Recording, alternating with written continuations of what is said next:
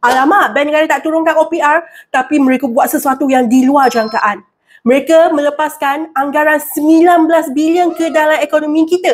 Jom saya terangkan. Okey, Bank Negara Malaysia umumkan kadar OPR kekal pada 3%. Maksudnya tiada perubahan pada kadar faedah pinjaman ataupun simpanan kita.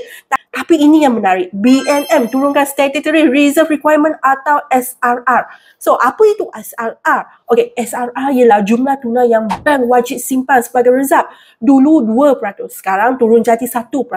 Bermula 16 Mei. Maknanya bank akan ada lebih banyak wang, kira-kira 19 bilion untuk diberi pinjaman.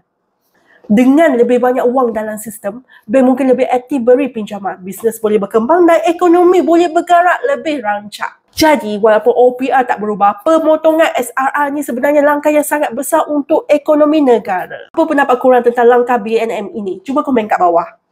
Jom mesej kami untuk cek kelayakan di rumah.